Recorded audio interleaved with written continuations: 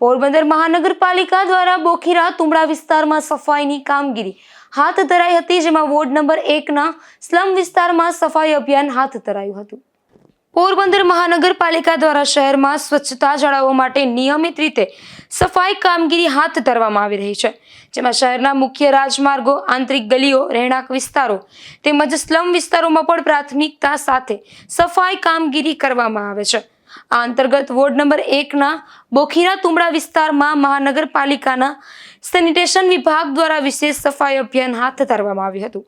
સફાઈ કામદારોને સ્લમ વિસ્તારની ગલીઓ, ખુલ્લા વિસ્તારો અને આસપાસના સ્થળોએ કચરો દૂર કરી વિસ્તારને ચોખ્ખો ચણાક બનાવ્યો હતો।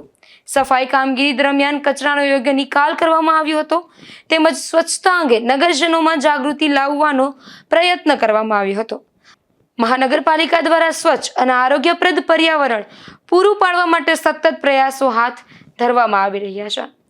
અશોક થાનકી, ગુજરાત ન્યૂઝ, પોરબંદર।